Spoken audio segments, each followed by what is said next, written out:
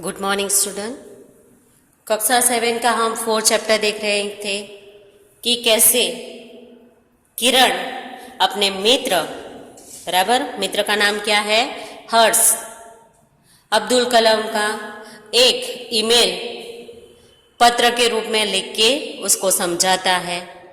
और अब्दुल कलाम जी हमें कहते हैं कि देश के प्रति क्या आपके पास 10 मिनट का टाइम है। उसके बाद वो अपना जो भी देश को संदेश देना चाहते थे वो हमें बताते हैं।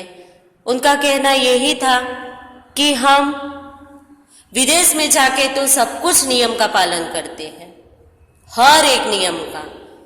तो भारत में जैसे आप कदम रखते हैं, हमारे देश में जैसे कदम रखते हैं, तो आप क्यों उसका पालन नहीं करते हैं।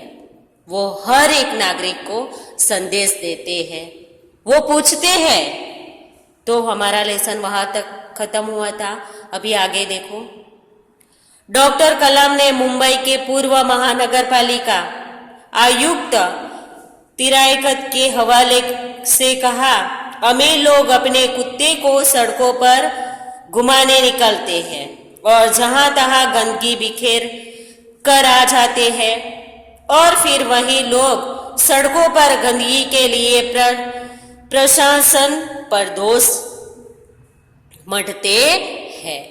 देखो यहाँ पे कहते हैं कि हमारे भारत में, और मुंबई की बात की है यहाँ पे, कि अमीर लोग अपने कुत्ते को तो पालते हैं और सड़क पे उसे घुमाने निकलते हैं और जहां तहां गंदगी कर देता है वो कुत्ता।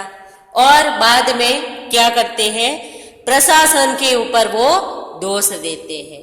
पर गंदगी किसने की? उनके कुत्ते ने। बराबर, कुत्ता किसका है? तो उनका है, तो उनको ही साफ करना चाहिए, ऐसा वो नहीं समझते हैं।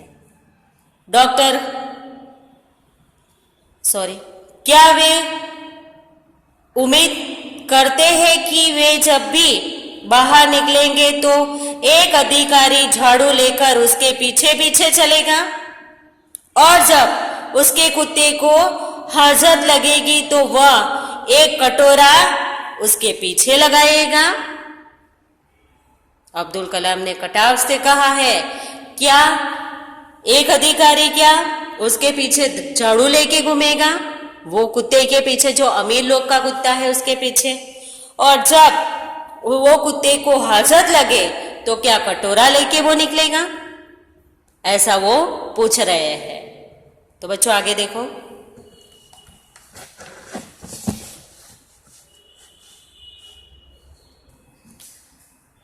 राष्ट्रपति ने मिसाल दी कि अमेरिका और जापान में कुत्ते के मालिक को उसकी छोड़ी हुई गंदगी साफ करनी पड़ती है।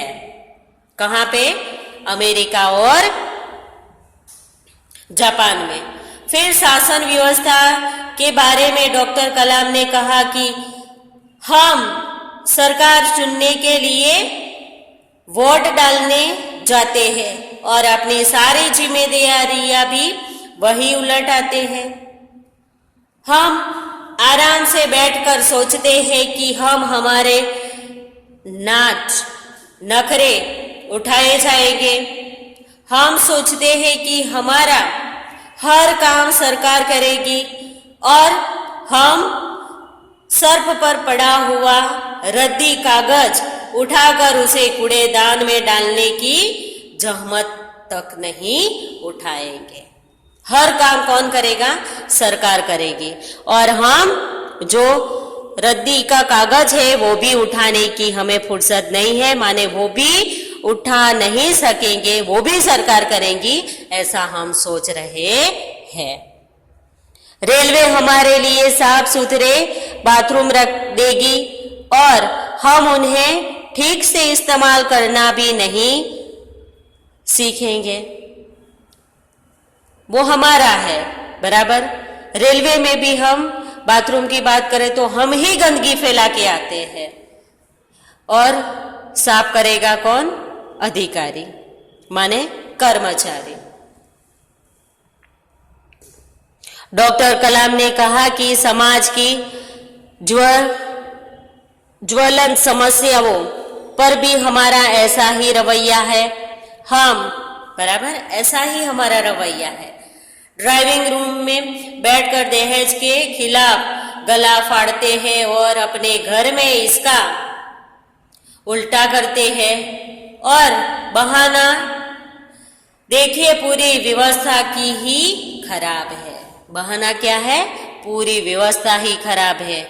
क्या करते हैं? माने कि दहेज की प्रथा के लिए गला फाड़ फाड़ के वो बोलते तो है और खुद के जब बेटे की शादी की बात आए तो वो खुद क्या करते हैं? दहेज लेते हैं। ये है हमारे इंडिया के लोग, बराबर।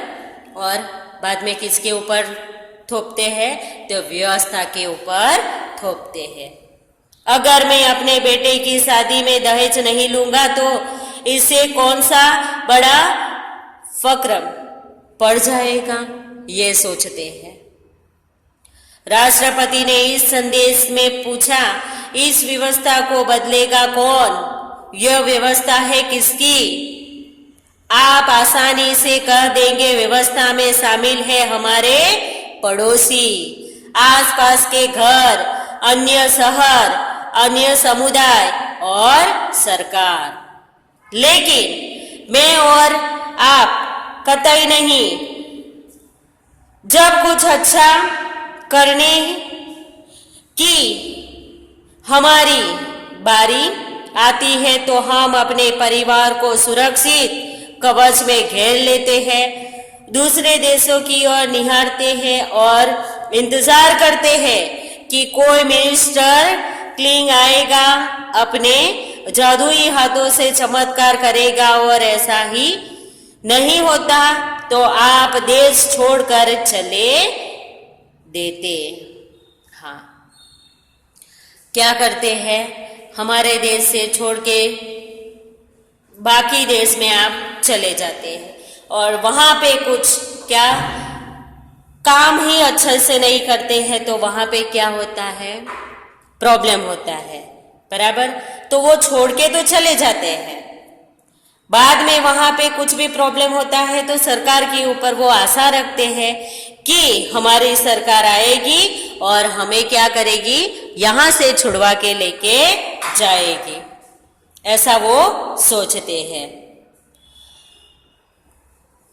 उन्होंने कहा, हम अपने भय से भागकर अमेरिका जाएंगे, उसके गौरव का गुणगान करेंगे, व्यवस्था की प्रशंसा करेंगे और जब न्यूयॉर्क असुरक्षित हो जाएगा तो आप इंग्लैंड भाग जाएंगे। इंग्लैंड में बेरोजगारी होगी तो खाड़ी चले जाएंगे और जब खाड़ी में युद्ध छिड़ जाए तो आप मांग करेंगे कि भारत सरकार हमें बचाकर घर ले जाएंगी। ये है हमारे सिस्टम। हर कोई देश को गाली देने तो तैयार है, पर व्यवस्था में सकारात्मक योगदान के बारे में नहीं सोचता। क्या हमने अपनी आत्मा को पैसे के हाथों गिरवी रख दिया है? डॉक्टर कलाम व्यवस्था में नागरिकों के सकारात्मक योगदान के लिए देशवासियों के झंझोड़ देते हैं, बराबर, झंझोड़ देते हैं। वो श्रेष्ठ नागरिक बनने की शुरुआत करने की अपील करते हुए देश में कहा गया है कि अगर आप वाकई देश में सहमत है तो इसे अपने 10 और साथियों को ईमेल से भेजिए। परिवार के सभी बड़ों को मेरा प्रणाम। तुम्हारा मित्र किरण। तो यहाँ पे डॉक्टर अब्दुल कलाम ने बहुत अच्छे से हमें समझाया कि कैसे हमारे देश का सिस्टम को हम दोष देते हैं, पर सिस्टम नहीं, हम जैसे इंसान ही सब कुछ बिगाड़ रहे हैं। इसीलिए ये लेसन से हमें भी आज एक उद्देश्य लेना चाहिए कि हम जो बिगड़ा है उसको हम सुधार के रहेंगे।